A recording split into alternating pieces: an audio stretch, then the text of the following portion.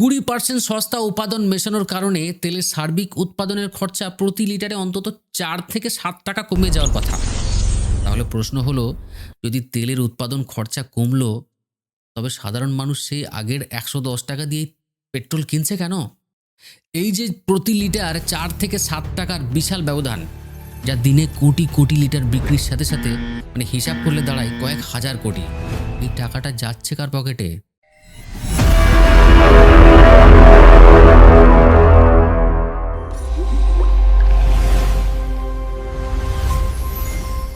Breathe yourself to listen the truth with curiosity.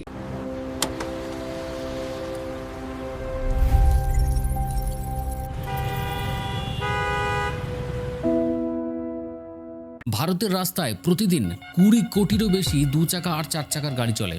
আর গত 1.5 বছরে এই কোটি কোটি চালকের একটা বড় প্রশ্ন, এই অভূতপূর্ব নীরব মহামারীর শিকার তারা। একেবারে নতুন 2 থেকে 3 বছরের পুরনো বাইকের ফুয়েল ট্যাঙ্ক থেকে বেরোচ্ছে জং ধরা লালচে জল, জমে থাকা ফুয়েল ইনজেক্টর আর গলানো রাবারের পাইপ। ইন্টারনেট জুড়ে, কনজিউমার ফোরামে, টুইটারে প্রতিদিনে হাজারে হাজারে কমপ্লেন জমা পড়ছে। কিন্তু অদ্ভুত বিষয় কি জানেন? কেন্দ্র সরকার, পেট্রোলিয়াম মন্ত্রক কিংবা বড় বড় অটোমোবাইল কোম্পানির কারোর মুখে কোনো প্রশ্নের উত্তর নেই। সবাই মুখে কুলু পেটে বসে আছে। প্রশ্ন উঠছে, কেন দেশের পেট্রোল পাম্পে সম্পূর্ণ ইথেনল মুক্ত সাধারণ পেট্রোল পাওয়ার অধিকারটা কেড়ে নেওয়া হলো?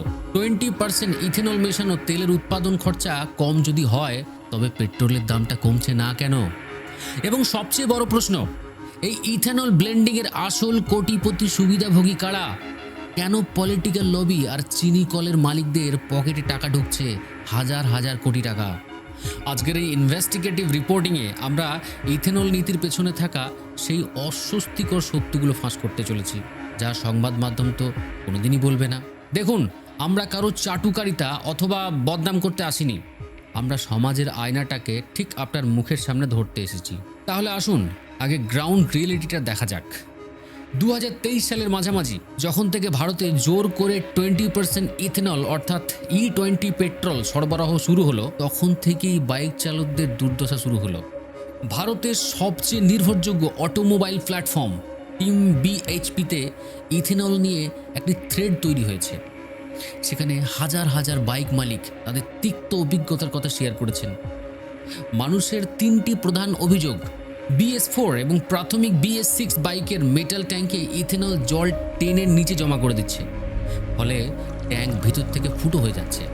ট্যাঙ্ক বদলাতে খরচ হচ্ছে 5,000 থেকে 15,000 টাকা অবধি। ফুয়েল পাম্প জ্যাম হয়ে গাড়ি চলন্ত অবস্থায় বন্ধ হয়ে যাচ্ছে। মাইলেজ 50 কিমি প্রতি লিটার দেওয়া বাইক এখন 35 থেকে 38 কিলোমিটার মাইলেজ দিচ্ছে। অর্থাৎ প্রতি 100 কিমি যাতায়াতে সাধারণ মানুষের অন্তত 50 থেকে 70 টাকা বাড়তি খরচ হয়ে যাচ্ছে। দেশের ন্যাশনাল কনজিউমার হেল্পলাইন NCH এবং সোশ্যাল মিডিয়ায় ক্ষুব্ধ নাগরিকরা কেন্দ্রীয় মন্ত্রী, পরিবহন মন্ত্রী নীতিন গডকরিজির এবং পেট্রোলিয়াম মন্ত্রীকে ট্যাগ করছে। হাজারো হাজারো অভিযোগ পোস্ট করছেন তারা। কিন্তু উত্তর কি আসছে? পেট্রোলিয়াম মন্ত্রকের তরফ থেকে কেবল একটা বাঁধা ধরা উত্তর দেওয়া হয়েছে। इथेनॉल एक ग्रीन फ्यूल है और उससे प्रदूषण कम होता है और इसलिए अभी तक जो इथेनॉल हमने यूज़ किया है, অর্থাৎ আপনার বাইকের ট্যাঙ্ক ফুটো হয়ে গেল কি কার্বোরেটর জমে গেল, তার দেখার দায়িত্ব সরকারের নয়। সাধারণ মানুষ তো ইথেনল সহ্য করতে পারছেই না, তাও কেন জোর করে মানুষের গলায় গিলিয়ে দেওয়া হচ্ছে এটাকে? এবার আসুন একটা অঙ্কের হিসাব দেখা যাক, যা শুনলে যে কোনো সাধারণ নাগরিকের মাথা গরম হয়ে যাবে। ইথেনল উৎপাদনের খরচটা কত? ভারত সরকার সুগার মিল ও ডিস্টিলারিজগুলোর কাছ থেকে আখ ও চালের ইথেনল কত দামে কেনে? সরকারি হিসাব অনুযায়ী 1 লিটার ফুয়েল গ্রেড ইথেনল কিনতে কোম্পানিগুলোর খরচা হয় 55 থেকে 65 টাকা, মানে ট্যাক্স ধরে। অন্যদিকে ক্রুড অয়েল বা অপরিশোধিত তেল 1 লিটার খাঁটি পেট্রোল রিফাইনারিতে কস্ট হচ্ছে ট্যাক্স মিলিয়ে আপনার পড়বে 95 to 105, মানে 105 টাকার মতো। এখন গাণিতিক হিসাব ভালো করে বুঝে নিন। আপনি যখন পাম্প থেকে 1 লিটার E20 পেট্রোল 110 টাকায়, কোনো জায়গায় 113 টাকায় কেনাকিনি করছেন, মানে কিনে নিচ্ছেন, তার মধ্যে 80% থাকে পেট্রোল আর 20% থাকে সস্তা ইথেনল। 20% সস্তা উপাদান মেশানোর কারণে তেলের সার্বিক উৎপাদনের খরচা প্রতি লিটারে অন্তত 4 থেকে 7 টাকা কমে যাওয়ার কথা। তাহলে প্রশ্ন হলো, যদি তেলের উৎপাদন খরচা কমলো, তবে সাধারণ মানুষ সেই আগের ১১০ টাকা দিয়ে পেট্রোল কিনছে কেন? এই যে প্রতি লিটার ৪ থেকে ৭ টাকার বিশাল ব্যবধান, যা দিনে কোটি কোটি লিটার বিক্রির সাথে সাথে মানে হিসাব করলে দাঁড়ায় কয়েক হাজার কোটি। এই টাকাটা যাচ্ছে কার পকেটে? সরকার কিংবা তেল কোম্পানিগুলো কি গ্রাহককে ছাড় দিচ্ছে? না, উল্টে মাইলেজ কম পাওয়ার কারণে গ্রাহকের পকেট থেকে অতিরিক্ত টাকা খসে যাচ্ছে। অর্থাৎ গ্রাহক সস্তা এবং ক্ষতিকারক ব্লেন্ডেড তেল কিনছেন দামি পেট্রোলের দামে, আর ইঞ্জিন রিপেয়ারিংয়ের খরচও দিচ্ছেন নিজের পকেট কেটে। এটি কি বলুন তো, মানে আমাদের ডিজিটাল যুগের এক নীরব আর্থিক শোষণ, তাই নয় কি? আপনার কি মনে হয়?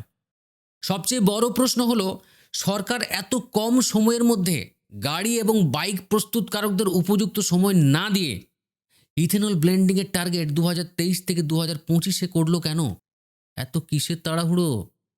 উত্তরটা লুকিয়ে আছে সুগার লবি বা চিনি শিল্প, এখানেই যত রাজনৈতিক সমীকরণ। ভারতে, বিশেষ করে মহারাষ্ট্র, উত্তরপ্রদেশ, কর্ণাটকে চিনিকল বা সুগার মিলগুলোর মালিক কারা? আপনি যদি রেকর্ড তুলে দেখেন, মহারাষ্ট্র এবং উত্তরপ্রদেশের সিংহভাগ বড় বড় সুগার মিলের সরাসরি মালিক অথবা ট্রাস্টি হলেন বিভিন্ন রাজনৈতিক দলের নেতা, মন্ত্রী, আর না হলে তাদের পরিবারের কেউ একটা। দেখবেন হিসেব নিয়ে, কয়েক বছর আগে পর্যন্ত সুগার মিলগুলোর যা অবস্থা ছিল, চিনির উদ্ভিদ তো উৎপাদন করত, বাজারে চিনির দাম পড়ে যেত, মিলগুলো লসে চলতো, কৃষকদের আখের বকেয়া মেটাতে পারতো না। এর ফলে নির্বাচনে নেতাদের ওপর চাপও সৃষ্টি হতো। ইথেনল নীতি আসার পর রাতারাতি ছবিটাই বদলে গেল। কেন্দ্রীয় সড়ক পরিবহন মন্ত্রী নীতিন গডকরিজি একাধিক জনসভায় গর্ব করে বলেছেন, ইথেনলের কারণে ভারতের কৃষি এবং সুগার ইন্ডাস্ট্রি ঘুরে দাঁড়িয়েছে। কথাটা সত্যি, সুগার মিলগুলোর যা আয় হাজার হাজার কোটি টাকা বেড়ে গেছে। এখন তারা চিনি বানায় না, তারা সরাসরি কেন্দ্র সরকারের তেল কোম্পানিগুলো যেমন বিপিসিএল, এইচপিসিএল এদের কাছে নিশ্চিন্ত দামে কোটি কোটি লিটার ইথেনল বিক্রি করছে। গ্যারান্টেড বিজনেস, নিশ্চিত মুনাফা। কিন্তু বিতর্কটা কোন জায়গায় জানেন? চিনি শিল্প একটি শক্তিশালী রাজনৈতিক দলের লবিকে লাভবান করতে গিয়ে কোটি কোটি বাইক এবং গাড়ি মালিকের স্বার্থকে জলাঞ্জলি দিয়ে দিল। নীতি বানানোর সময় কেন সাধারণ মানুষের কোটি কোটি টাকার যানবাহনে নিরাপত্তার কথা ভাবা হলোই না? ইথেনল নীতির সমর্থনে সরকার বারবার একটা দেশের উদাহরণ দেয়, ব্রাজিল। হ্যাঁ, সরকার বলে ব্রাজিলে 100% ইথেনলে গাড়ি চলতে পারে, তাহলে ভারতে পারবে না কেন?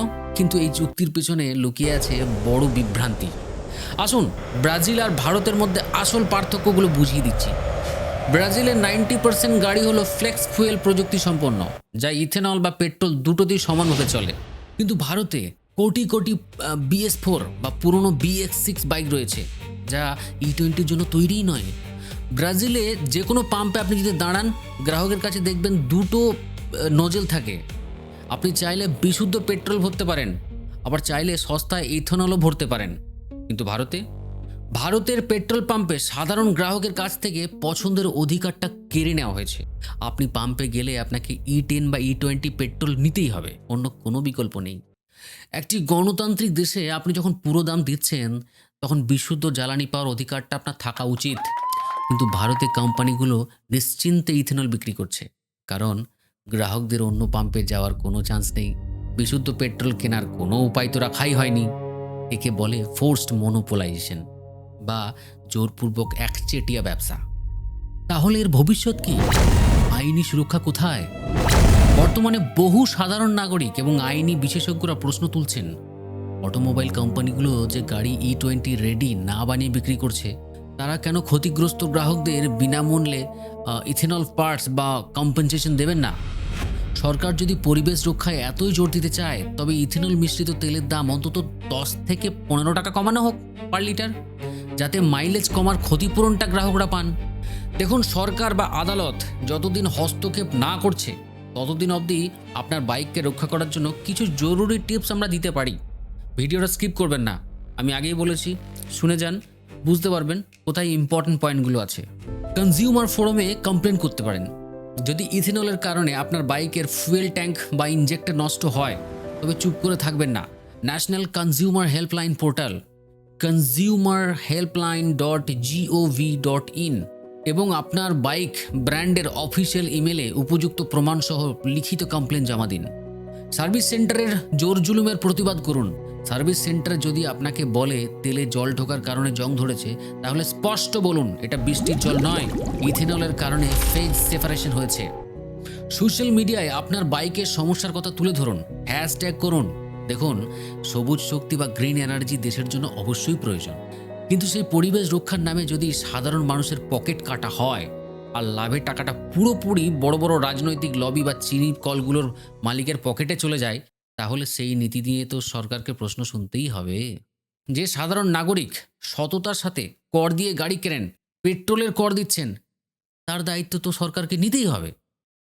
আপনার বাইক বা গাড়িতে কি ইথেনলের কারণে কোনো বড় সমস্যা দেখা দিয়েছে? পেট্রোল পাম্পের অভিজ্ঞতা কেমন? নিচে কমেন্ট সেকশনে আপনার মতামতটা শেয়ার করুন, কারণ আপনার একটা কমেন্ট হাজার হাজার চালককে সচেতন করতে পারবে।